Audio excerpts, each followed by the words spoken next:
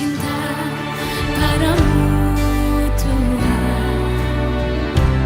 Aku rindu hadiratmu Tuhan. Aku ingin selalu dekat padamu, menikmati kehadiranmu. Ku nyanyi Hosana bagi Rajaku yang duduk di tahta. Aku muliakan dan ku agungkan, kau layak disembah. Ku nyanyi Hosana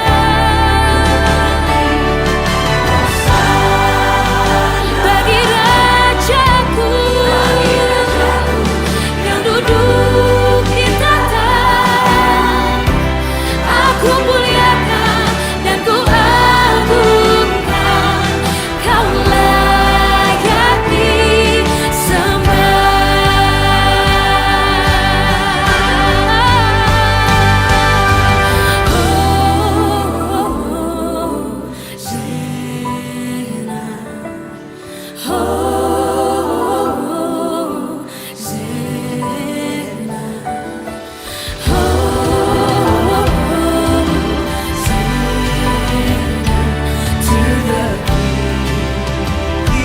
Hosanna to the King.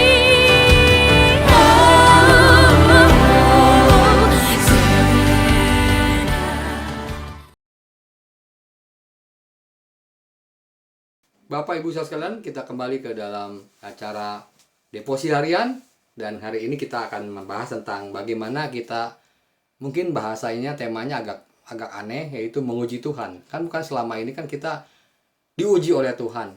Nah, boleh nggak saya bertanya bahwa tema ini menguji Tuhan itu lebih masuk akal atau tidak? Nah, Bapak sekalian, kita lihat di dalam paparan berikut. Sebetulnya kata menguji itu ibarat kita beli emas di salah satu toko emas, lalu kita minta emas itu diuji dulu.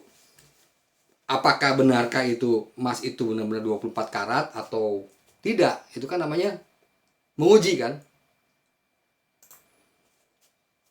Nah, saya mau tanya kepada Bapak Ibu sekalian, perbuatan tadi itu sebetulnya wajar nggak kita untuk menguji?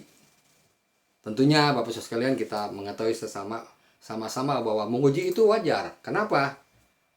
Karena saya katakan wajar ya, karena itu kita ingin mengetahui keaslian daripada benda.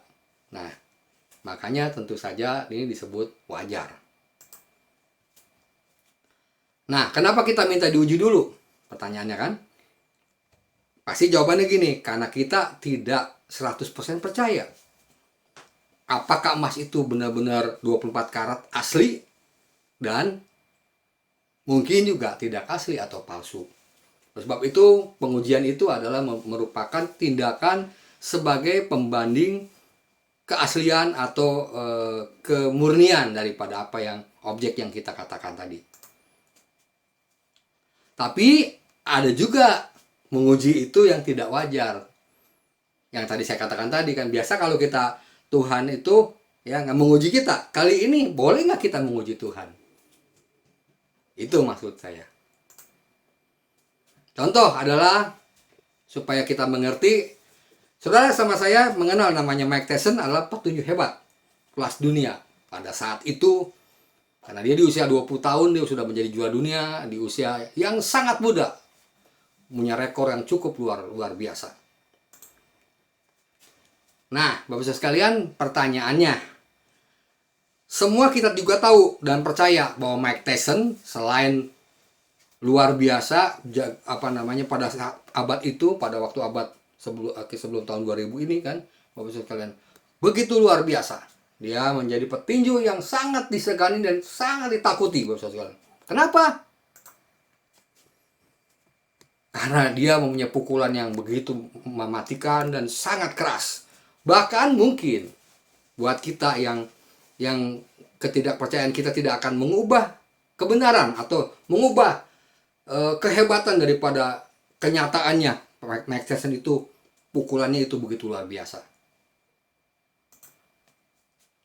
Nah, wajar kita masih mau menguji kekuatan pukulan tangan dia.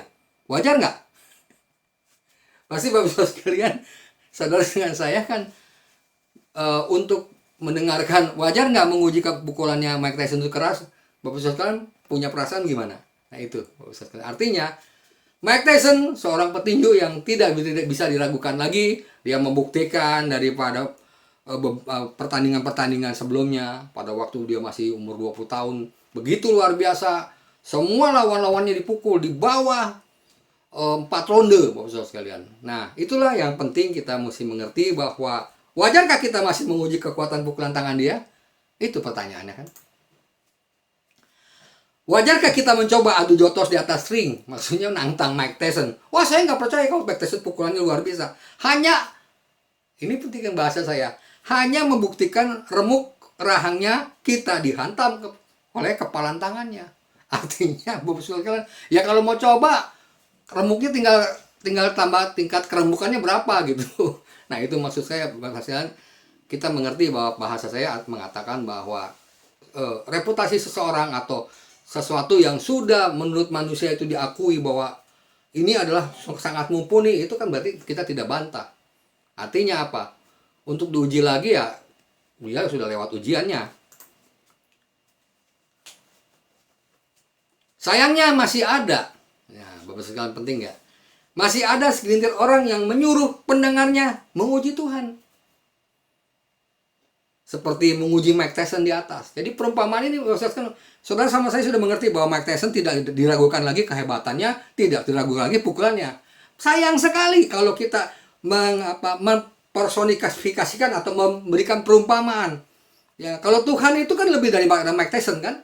Tuhan itu lebih hebat dari Mike Tyson. Nah, pertanyaannya, ada segelintir orang menyuruh pendengarnya menguji Tuhan seperti menguji Mike Tyson di atas.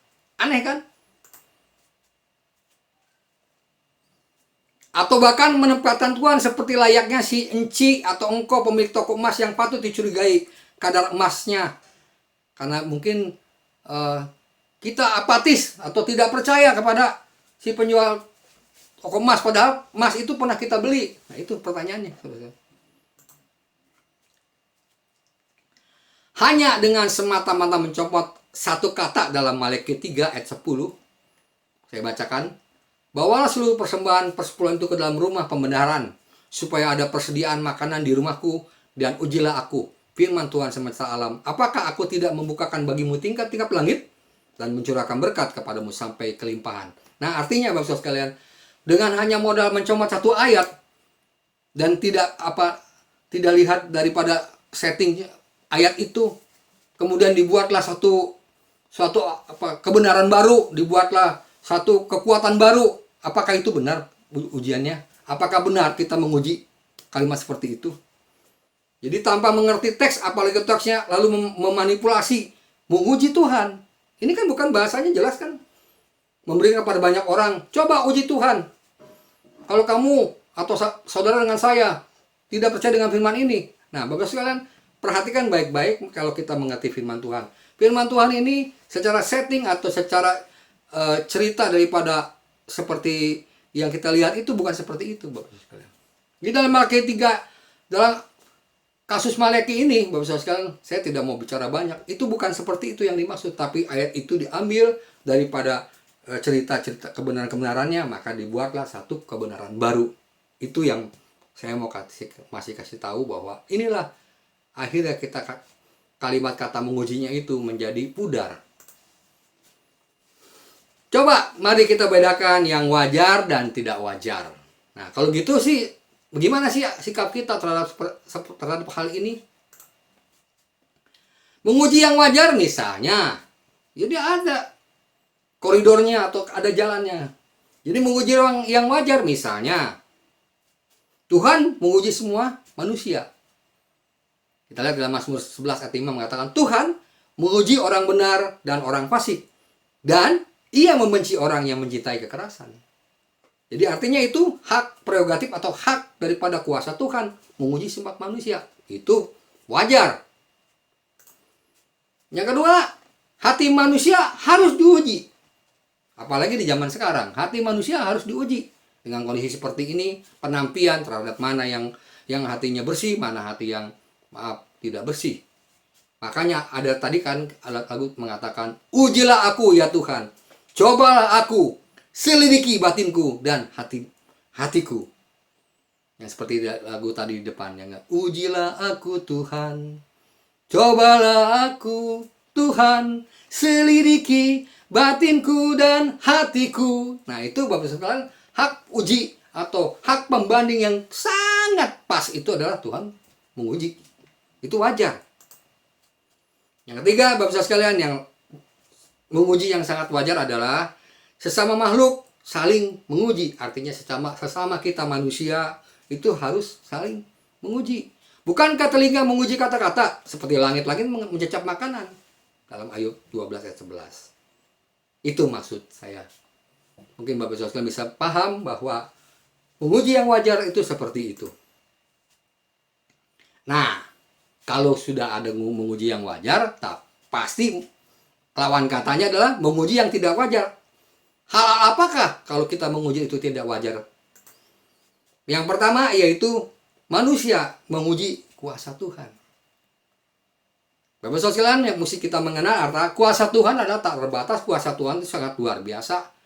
Untuk apa kita uji kalau selama ini kita percaya kalau Tuhan itu maha kuasa luar biasa? Kalau kita menguji kuasa Tuhan, bukannya berterima kasih atas kuasa Tuhan, nah itulah yang jadi masalah. Seperti dalam Mazmur 95 ayat 8 sampai 9. Janganlah keraskan hatimu seperti Meriba, seperti pada hari di padang gurun, pada waktu nenek moyangmu bangsa Israel mencobai aku, menguji aku, padahal mereka melihat perbuatanku.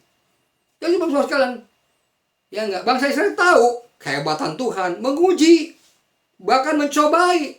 Sehingga apa? Padahal perbuatan Allah itu sangat luar biasa.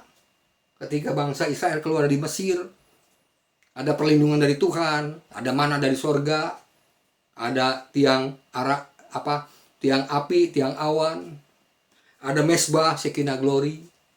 Itulah Bapak Saudara sekalian yang harus kita hindari atau yang kita harus pikirkan secara matang kalau kita percaya dengan Tuhan. Yaitu seringkali manusia menguji kuasa Tuhan. Supaya apa? Demi kepentingan pribadi. Maaf, saya katakan demikian. Yang kedua, menguji Tuhan lewat persembahan. Nah ini, Bapak Saudara sekalian, maaf bahasa saya agak sedikit kontroversial. Tapi saya minta maaf, bukan berarti saya mau membuat polemik yang menjauh daripada berita yang saya sampaikan. Kita kan bawa dalam Maliaki 3 tadi kan, bahwa seluruh persembahan persepuluhan. Itu Bapak Saudara sekalian yang maaf. Dari kata saya artinya itu patut kita hindari, bukan berarti kita tidak boleh. Maksud saya adalah kalau kita percaya Tuhan, kenapa kita menguji Tuhan? Kalau kita percaya dengan kuasa Tuhan, kenapa kita harus menguji Tuhan? Seperti Gideon, masih bingung. Tapi Tuhan masih memakai Gideon menjadi hakim-hakim yang luar biasa. Tapi bukan berarti kasus itu sama seperti sekarang. Sekarang kan kadang-kadang kita selalu menguji Tuhan supaya apa? Supaya kehebatan daripada firman Tuhan itu membuat kita bisa dompleng dengan kekuatan itu. Sehingga kita bisa, menjual kekuatan itu. Itulah yang saya bisa tangkap. Dan yang ketiga, Bapak Saudara sekalian, adalah menguji keaslian ketuhanan Yesus. Artinya, kita selalu tidak percaya dengan apa yang Yesus lakukan. Pada saat dia melayani 3,5 tahun, sampai dia mati di kayu salib dan bangkit. Bukankah banyak orang sekarang juga agak sedikit apatis terhadap perbuatan Yesus? Padahal perbuatan Yesus itu sudah lebih ribuan tahun dilakukan. Tapi Bapak Saudara sekalian, kenapa? Yang seperti saya katakan di dalam Yohanes 20 ayat 27 mengatakan, kemudian ia berkata kepada Thomas, taruhlah jariku di sini, lihatlah tanganku, ulurkan tanganmu dan cucuklah ke dalam lambungku, dan jangan kau tidak percaya, melainkan percayalah. Zaman sekarang adalah zaman apatis atau zaman dengan indera, dengan mata kepala sendiri. Itulah yang menjadi filsafat dunia sekarang. Itulah menjadi kebenaran sekarang. Tapi padahal kalau kita lebih lanjut atau lebih dalam lagi, bukan seperti itu Bapak Saudara sekalian. Dengan kondisi sekarang pun Bapak Saudara sekalian pasti akan berpikir bahwa wah, ini pemikiran kita sama, seragam, tidak ada jalan keluar, seragam, masalah ini berkelanjutan. Yang saya dengar baru-baru ini baru ada dari Amerika, ditemukan vaksin baru sedikit. Jadi penggemarnya banyak atau yang beli pun banyak. Berarti Bapak Saudara sekalian, kebenaran itu mulai pudar. Padahal kan sebetulnya kesembuhan itu datangnya dari mana Bapak Saudara sekalian? Dari Tuhan. Tapi kenapa kita selalu mengejar yang dibuat oleh manusia? Nah, inilah yang menjadi pemikiran lanjut buat kita. Sekaligus juga pemikiran kita, apakah menguji Tuhan itu wajar dan tidak wajar. Ada yang wajar, ada yang tidak wajar. Oleh sebab itu Bapak Saudara sekalian, kita lihat bahwa apa yang kita lakukan selama ini adalah penting supaya kita mengerti. Nah, orang yang menguji Tuhan menunjukkan bahwa, saya kasih statement ya, orang yang menguji Tuhan menunjukkan bahwa dia kurang percaya akan karakter Tuhan. Berarti saya balik lagi, orang yang menguji Tuhan menunjukkan bahwa dia kurang percaya akan pengenalan dia terhadap Tuhan. Dia tidak percaya terhadap apa yang Tuhan lakukan sama kita. Dia tidak percaya bahwa apa yang selama ini Tuhan lakukan buat kita, itu tidak percaya. Kenapa pertanyaannya? Ya, saya nggak bisa ngomong, ada beberapa saya di berita-berita di internet, awalnya mereka tuh tidak percaya dengan Tuhan, tidak percaya dengan semua yang Tuhan buat. Apalagi tentang pelayanan Tuhan Yesus ya. Banyak yang meragukan. Tapi sekarang Bapak Saudara, ya nggak? Dengan kejadian sederhana saja sudah berubah. Dengan kejadian hanya sedikit aja sudah berubah. Nah, itulah yang menjadi pemikiran kita biar kita mengenal. Dan statement saya selanjutnya adalah, jadi bukan Tuhan. Yang saya bilang tadi, bukan Tuhan, melainkan manusia lah yang harus diuji. Ini penting Bapak Saudara. Pengetahuan ini adalah penting. Jadi bukan Tuhan yang melainkan manusia lah yang harus diuji. Kalau Tuhan sudah artinya perfect atau sempurna. Tuhan tuh maha sempurna. Jadi pertanyaannya adalah, untuk apa kita menguji Tuhan? Untuk apa kita meragukan Tuhan? Pertanyaannya. Nah, itulah Bapak Saudara sekalian, biarlah hari ini kita banyak belajar bahwa statement ini justru memberikan kekuatan supaya kepada kita bahwa Tuhan itu bukan perlu diuji. Justru kita harus diuji. Yang terakhir Bapak Saudara sekalian, jika saudara punya berpikir bahwa yang diuji itu Tuhan, kalau pemberi itu diuji, berarti kita sama-sama manusia yang percaya dengan Tuhan harus diuji 2 kali lipat. Karena kita mengemukakan pendapat bahwa kita harus menguji Tuhan, berarti si pemberi penguji itu adalah Tuhan menguji kita 2 kali lipat supaya hati kita, seperti lagu tadi kan mengatakan, ujilah aku Tuhan. Itulah Bapak sekalian, perhatikan baik-baik, dengan lagu itu memberikan suatu pengertian sama kita bahwa kekuatan yang terbesar dari Tuhan, kekuatan yang maha artinya sangat besar, lebih daripada besar, itu dari Tuhan. Oleh sebab itu kalau kita melihat situasi sekarang, Bapak Ibu sekalian bisa melihat bahwa saudara, dengan perkembangan zaman yang begitu cepat, Bapak Saudara sekalian nggak usah takut. Karena kenapa? Karena kita bersama dengan Tuhan melakukan perkara yang besar.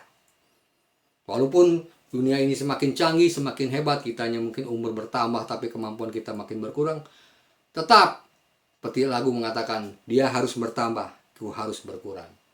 Nama Yesus saja yang kita sembah, yang kita tinggikan. Itulah menjadi kekuatan sebagai penguji hidup kita, supaya kita bisa melihat Tuhan, bukan melihat keadaan dan situasi. Amin. Buat